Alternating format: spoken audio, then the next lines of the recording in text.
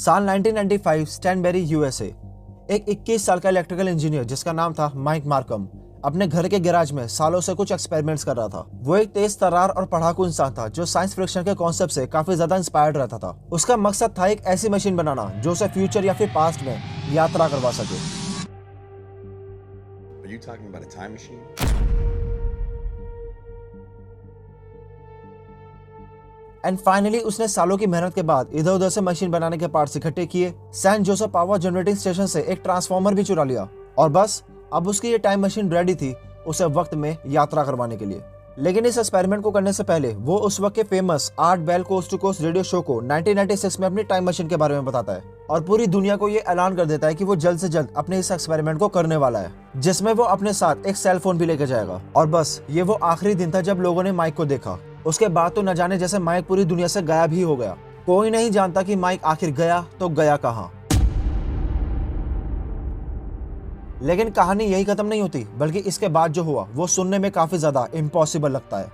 Mic के गायब होने के कुछ महीनों बाद उसी रेडियो शो पर एक अननोन पर्सन आकर बताता है कि वो माइक का पुराना दोस्त है और इसके आगे जो उस बंदे ने सबको बताया वो सुनकर सभी के गले सूख गए। उसने बताया कि माइक अपने एक्सपेरिमेंट को करने में कामयाब हो चुका था, लेकिन वो जाना तो फ्यूचर में चाहता था, पर मशीन में कुछ गड़बड़ी आने की वजह से वो 50 साल पीछे चला गया।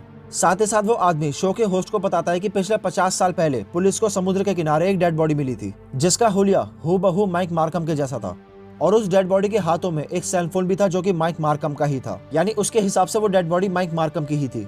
ये खबर सुनते ही दुनिया भर के लोगों के पसीने छूट गए। लोगों को ये समझ ही नहीं आ रहा था कि माइक मार्कम जो 1997 में coast to coast radio show पर आया था, उसकी लाश 50 साल पहले अतीत में कैसे मिल सकती है। क्या माइक मार्कम अपना एक्सपेरिमेंट करते समय फ्यूचर में जाने के बजाय टाइम लूप में फंसकर पास्ट में चला गया था, या फिर इसके पीछे कुछ और ही कहानी है। चलिए इसी बात को पता लगाने की कोशिश करते हैं आज की इस वीडियो में। लेकिन उससे पहले इस चैनल को सब्सक्राइब करके वीडियो को लाइक और शेयर जरूर कर देना, क्योंकि मैं हर हफ्ते आपके लिए कोई ना कोई नई वीडियो लाता ही रहता हूँ। तो अगर आप मेरे साथ जुड़े रहना चाहते हो तो चैनल को सब्सक्राइब करके बेल आइकॉन को भी दबा देना। माइक मार्कम 21 साल का एक बहुत ही ब्रिलियंट लड़का था जिसने इलेक्ट्रिकल इंजीनियरिंग कर रखी थी। वो बहुत ही पुअर फैमिली को बिलोंग करता था, जहां उसने अपना कॉलेज भी बड़ी मुश्किलों से कंप्लीट किया था। आप 3 इडियट्स में रेंचो के कैरेक्टर से तो वाकिफ ही होंगे। कुछ उसी तरह का कैरेक्टर माइक मार्कम का भी था।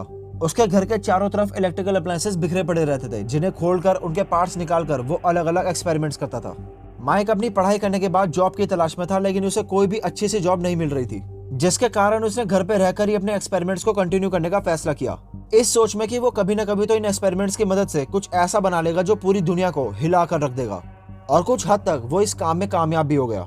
माइक के पास कुछ बड़ा करने के लिए सोच तो थी, लेकिन पैसों की कमी थी, इसलिए उसने जैसे तैसे थोड़े बहुत पैसे इकट्ठे किए और अपने न्यू प्रोजेक्ट जैकब्स लैडर पर काम करने लगा।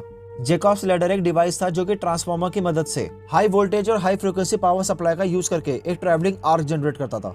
ये हाई वोल्टेज ट्रैवलिंग आर्क अपने आसपास की एयर को आयोनाइज कर देती थी और माइक उस जगह पर एक मॉडिफाइड कॉम्पैक्ट डिस्क लेजर से पॉइंट आउट करता है ताकि उसे एक कंटिन्यूअस आर्क मिलती रहे। माइक जब इस प्रोसेस को कर रहा था तब अचानक से उसे एक व्हाइट कलर की सर्कुलर लाइट बीम दिखाई देती है, जिसे देखकर माइक के होश उड़ गए। वो काफी देर तक उस सर्कुलर लाइट बीम को देखता रहा और आखिर में जिस जगह उसे एक सर्कुलर लाइट बीम दिखाई दी थी उसी जगह पर उसने एक मेटल स्क्रू रख दिया और दोबारा से इस पूरे एक्सपेरिमेंट को शुरू किया। उस एक्सपेरिमेंट को स्टार्ट करने के 5 मिनट बाद जिस जगह पर उसे वो मेटल स्क्रू रखा था, वो स्क्रू अचानक से अपनी पोजीशन से गायब होकर कुछ फीट दूर अपीयर होता है। ये सब देख माइक मार्कस बहुत ही ज्यादा डर गया था। उसने अपनी पूरी जिंदगी में पहली बार किसी ऑब्जेक्ट को भले ही कुछ सेकंड के लिए ही सही मगर टाइम ट्रेवल करते देखा था। और यही वो वक्त था जब माइक मार्कम के दिमाग में, उसके मन में टाइम ट्रेवल करने के सपने ने जन्म लिया।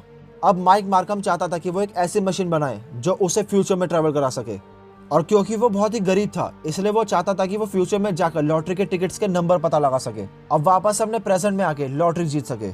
लिटरली उसका टाइम मशीन बनाने के पीछे सबसे इंपॉर्टेंट रीजन यही था, लॉटरी के टिकट्स को जीतना। जिस मशीन से उसने स्क्रू को टाइम ट्रैवल करवाया था वो काफी छोटा ट्रांसफार्मर था जो कि छोटे से ऑब्जेक्ट को ही टाइम ट्रैवल करवा सकता था, किसी इंसान को नहीं। यानी अगर उसे ये एक्सपेरिमेंट खुद पे ट्राई करना है तो उसे अपनी मशीन को अपग्रेड करना पड़ेगा, जिसके लिए उसे एक बहुत ही बड़े ट्रांसफार्मर की जरूरत थी। अब जिस ट्रांसफार्मर की उसे जरूरत थी उसकी कीमत करीब $20,000 थी, जिसे माइक अपने सपनों में भी अफोर्ड नहीं कर सकता था। और इसीलिए माइक ने अब वो किया जिसके बारे में कोई 21 साल का नॉर्मल इंसान सोच भी नहीं सकता। माइक के घर से कुछ ही दूर पर San Jose light and power generation plant था और माइक की नजर उस प्लांट में रखे 6 बड़े ट्रांसफार्मर्स के ऊपर गई और वो 6 बड़े ट्रांसफार्मर्स उस पूरे इलाके को इलेक्ट्रिसिटी प्रोवाइड करते थे। उन ट्रांसफार्मर्स को देखते ही माइक ने उन्हें चुराने का फैसला कर लिया। लेकिन इतने बड़े और इतने भारी ट्रांसफॉर्मर्स को चुराना किसी अकेले इंसान के बस की बात तो है नहीं। इसलिए माइक ने एक ऐसा जुगाड़ लगाया जो उस दफ्तर में बैठे किसी भी कर्मचारी ने अपने सपने में भी नहीं सोचा होगा। उसने चुपके से अपने घर से लेकर उस प्लांट तक अंडरग्राउंड वायरिंग करी और उन ट्रांसफॉर्मर से फ्री हाई वोल्टेज इलेक्ट्रिसिटी लेने लगा। यानी अब उसके पास पावर की कोई कमी नहीं थी, जिसके बाद माइक अपना ये खुराफाती एक्सपेरिमेंट शुरू करता है। लेकिन इतने बड़े ट्रांसफॉर्मर के साथ उसका ये पहला एक्सपेरिमेंट था और शायद इसीलिए उसका ये एक्सपेरिमेंट फेल हो जाता है। और साथ ही साथ इस एक्सपेरिमेंट की वजह से जिस ट्रांसफॉर्मर से वो पावर सप्लाई कर रहा था उसमें एक बहुत ही भयानक शॉर्ट सर्किट हो जाता है और नतीजन उस पूरे इलाके में ब्लैकआउट फैल जाता है। जब पुलिस को इसकी खबर मिलती है तो 29 जनवरी 1995 को माइक मार्कस को एक एक्सपेंसिव ट्रांसफॉर्मर चुराने के केस में अरेस्ट कर लिया जाता है। अरेस्ट होने की वजह से उसका ये एक्सपेरिमेंट बीच में तो छूट गया था, लेकिन अरेस्ट होने का उसको यहाँ पर एक बहुत बड़ा फायदा भी हुआ था और वो ये था कि इतने बड़े कांड को अंजाम देने के बाद वो अपने एरिया में और साथ ही साथ पूरे शहर में बहुत ज्यादा फेमस हो चुका था। सबको ये पता चल चुका था कि माइक मार्कम एक टाइम मशीन बनाने की कोशिश कर रहा है। माइक मार्कम अपने शहर में इतना ज्यादा फेमस हो चुका था जितना इंडिया में कुछ छपरी बिग बॉस जीतने के बाद यहाँ के गधों के बीच में हो जाते हैं। खैर, कुछ महीने जेल में बिताने के बाद माइक मार्कम अपने घर वापस आ गया और उसके भी कुछ दिनों बाद उस वक्त के famous coast to coast radio show के होस्ट आर्ट बैल ने माइक को अपने शो पर इनवाइट किया। शो में आकर माइक ने अपने एक्सपेरिमेंट के बारे में पूरी दुनिया को बताया और साथ ही साथ उसने लोगों से हेल्प भी मांगी ताकि वो अपने एक्सपेरिमेंट को लीगली परफॉर्म कर सके। और लोगों को माइक मार्कम का ये आइडिया इतना ज्यादा पसंद आया कि उसे भर भर के फंडिंग मिलने लगी। अब माइक के पास ना तो पैसों की कमी थी और ना ही स्पेयर पार्ट्स की, और इसीलिए कुछ हफ्तों की मेहनत के बाद ही वो दोबारा से उस टाइम मशीन को बनाने में सक्सेसफुल हो जाता है। लेकिन इस बार माइक एक्सपेरिमेंट को परफॉर्म करने से पहले दोबारा कोस्ट टू कोस्ट शो में जाता है और लोगों को बताता है कि वो मशीन बनाने में सक्सेसफुल हो चुका है और कुछ ही दिनों बाद वो अपना सबसे पहला ट्रायल शुरू करेगा, और वो भी किसी और पर नहीं बल्कि खुद पर। वो बोलता है कि कुछ दिनों बाद वो खुद उस मशीन में बैठकर और अपने साथ एक सेल फोन लेकर फ्यूचर में 11 महीने आगे जाएगा और फिर वहां से सही सलामत वापस भी आ जाएगा। अब बस यही वो दिन था जब माइक मार्कस को लोगों ने आखिरी बार देखा। इसके बाद वो कहाँ गया, किससे मिला और किससे नहीं, कोई नहीं जानता। लोगों के बीच ये बात आग की तरह फैलने लगी कि शायद माइक मार्कम अपने एक्सपेरिमेंट में सक्सेसफुल हो चुका है और वो टाइम ट्रैवल करके 11 महीने फ्यूचर में जा चुका है। अब कई महीने बीत चुके थे और लोग भी अब धीरे धीरे करके माइक के केस को भूलने लगे। लेकिन एक दिन अचानक एक अननोन पर्सन उस शो पर आके बताता है कि वो माइक मार्कम का बहुत पुराना दोस्त है और वो जानता है कि माइक मार्कम के साथ आखिर हुआ क्या है। वो बताता है कि माइक मार्कम अपने एक्सपेरिमेंट में सक्सेसफुल हो चुका था, लेकिन मशीन में कुछ गड़बड़ी की वजह से वो फ्यूचर में जाने की बजाय 50 साल पीछे अतीत में चला गया था और उसी इंसान ने 50 साल पहले मिली एक डेड बॉडी का जिक्र भी किया और उसने बताया कि ये डेड बॉडी माइक मार्कम की ही है। जब इस बात की तहकीकात की गई तो पता चला कि 1965 में मिली ये डेड बॉडी हूबहू माइक मार्कम के हुलिये जैसी मिलती थी और उस डेड बॉडी के हाथ में भी एक ऐसा ही सेल फोन था जो माइक मार्कम लेके गया था। और ये मिस्ट्री सालों तक मिस्ट्री ही बनी रही और आप में से भी ज्यादातर लोगों ने ये स्टोरी यहीं तक सुनी होगी, जो कि ऑफ कोर्स नो डाउट एकदम रियल है। लेकिन क्या माइक मार्कम के डिसअपीयर होने का रियल रीजन टाइम ट्रेवल था? क्या सच में वो टाइम ट्रेवल करते समय टाइम लूप में फंस गया था?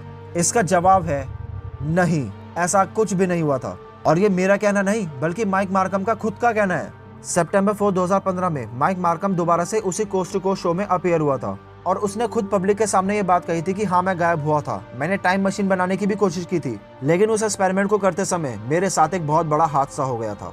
उसने बताया कि जब वो अपना ये एक्सपेरिमेंट कर रहा था तब किसी गड़बड़ी की वजह से उसकी मशीन में आग लग गई थी और उस आग ने उसकी मशीन के साथ साथ उसके पूरे घर को भी जला दिया था, जिसकी वजह से वो कुछ सालों तक होमलेस रहा। उसने सड़कों पर ही अपनी रातें गुजारी और यहाँ तक कि उसके पास खाने पीने के पैसे भी मौजूद नहीं थे।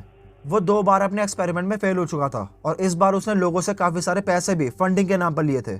इसीलिए वो शर्म और डर की वजह से लोगों के सामने नहीं आया और अपना घर बार छोड़कर हवाई चला गया।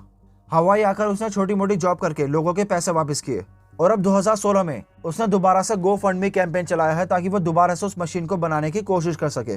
और साथ ही साथ 2022 की फरवरी को उसने अपने रेडिट के अकाउंट से पैरानॉर्मल फर्म के पेज पर यह भी बताया कि जिस डेड बॉडी को उससे जोड़कर देखा जा रहा था उसका भी उससे कोई लेना देना नहीं है।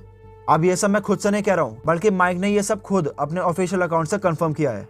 खैर, अब आपको पता चल ही गया होगा कि यूट्यूब पर जिन लोगों ने इस कहानी को टाइम ट्रेवल की सच्ची घटना बताकर लाखों व्यूज छापे हैं उसके पीछे की असली सच्चाई क्या है। लेकिन वेट, इसका मतलब इस दुनिया में टाइम ट्रेवल से जुड़ी कोई भी सच्ची घटना मौजूद नहीं है?